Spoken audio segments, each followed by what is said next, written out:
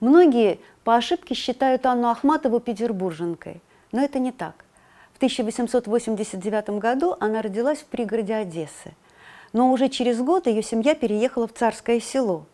Здесь Ахматова училась в Мариинской гимназии, здесь бродила по паркам, которые, как ей казалось, помнили Александра Сергеевича Пушкина. Смуглый отрок бродил по аллеям, у озерных грустил берегов. И столетия мы лелеем еле слышный шелест шагов.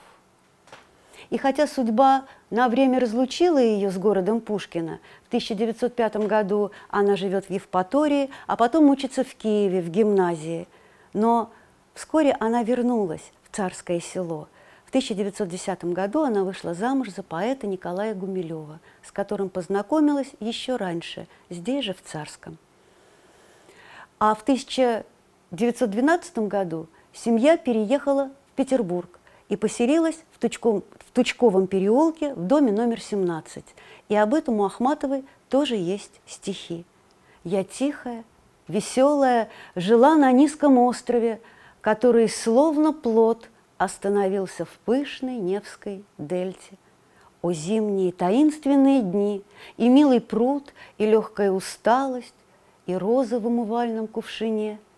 Был переулок снежным и недлинным, и против двери к нам стеной стояла воздвигнут храм святой Екатерины». Здесь 1 октября 1912 года у Анны Ахматовой и Николая Гумилева родился сын, будущий знаменитый ученый Лев Николаевич Гумилев. Здесь, в этом доме, создавалось новое литературное направление – акмеизм. Петербург стал Ахматовой родным не по месту, а по духу. И мир лирической героини поэта неотделим от Петербурга. Здесь ее жизнь, ее любовь, ее друзья. Но этот город многолик. Ахматова знала не только торжественный парадный Петербург, но и совсем другой, не аристократический. А вокруг старый город Питер, что народу бока повытер, как народ тогда говорил. В гривах, сбруях, мучных обозах, в размалеванных чайных розах и под тучей вороньих крыл. Это, в сущности, Петербург Достоевского, писала Ахматова. Россия Достоевского, луна, почти на четверть скрыта колокольней, торгуют кабаки, летят пролетки, пятиэтажные растут громады в Гороховой, у Знаменья, под Смольным, везде танцклассы, вывески менял, а рядом Хенриет, Базиль, Андре и пышные гробы Шумилов-старший. Но, впрочем, город мало изменился. Не я одна, но и другие тоже заметили, что он подчас умеет казаться литографией старинной, с 70-х, кажется, годов. Особенно зимой перед рассветом или в сумерки. Тогда за воротами темнеет жесткий и прямой Литейный, еще не опозоренный модерном. И визави меня живут Некрасов и Салтыков, обоим по доске мемориальной. Но все же Петербург остается для Ахматовой городом, воспетым Пушкиным. В облике чудесного града Петрова для нее дороже всего черты пушкинского Петербурга. Строгий, стройный вид, Невы, державное течение. Лирика Ахматовой до Первой мировой войны запечатлела каналы, мосты, сады, парки, набережные Петербурга. Это соучастник жизни ее души.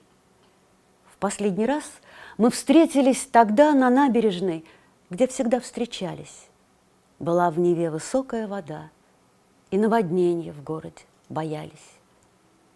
Как ты смеешь смотреть на Неву? Как ты смеешь всходить на мосты? Я недаром печальный слыву с той поры, как привиделся ты.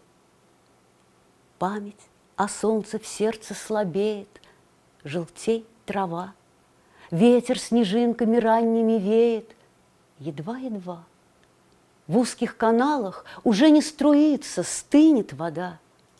Здесь никогда ничего не случится. О, никогда!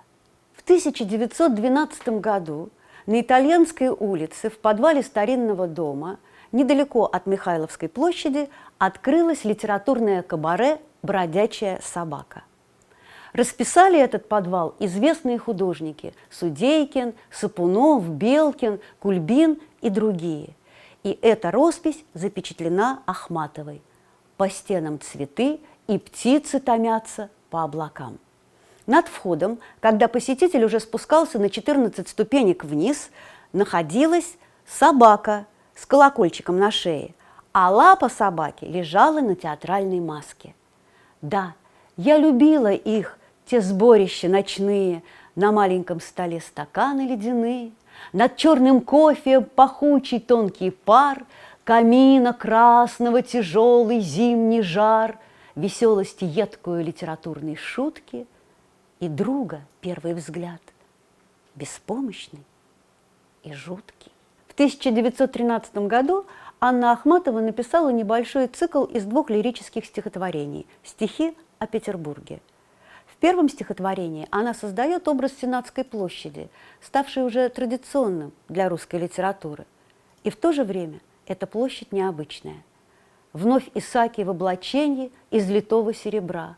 Литое серебро – цвет петербургского осеннего неба, словно латы, которые одет собор-богатырь. Собор-богатырь – воин, а впереди воинства – грозный царь Петр I. Статика, все застыло. Однако почему-то кажется, что мгновение, и все это взорвется движением. Может быть, потому что во втором четверостишии появляется ветер. Ветер душный и суровый, с черных крыш сметает гарь. Что это за ветер? Что это за черная гарь? Может быть, это петербургские трубы топили дома дровами. Но, может быть, это ветер времени, который несет России новые беды.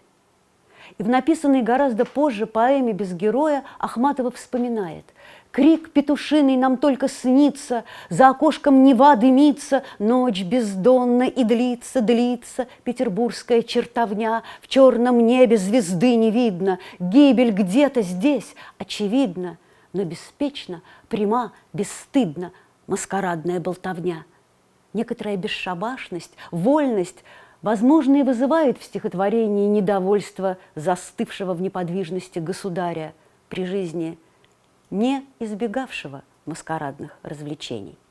В первом стихотворении цикла чувствуется какое-то неблагополучие, может быть, даже обреченность. Сможет ли Петр, сможет ли его город преодолеть новую пропасть, или сбудется проклятие быть пусту месту сему? Атмосфера второго стихотворения цикла контрастна первому.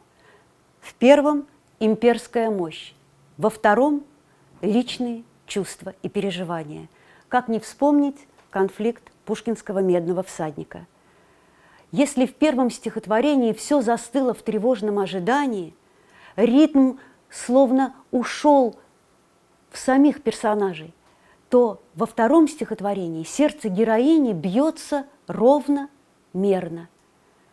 Она восклицает и дерзко бросает вызов времени: «Что мне долгие года?»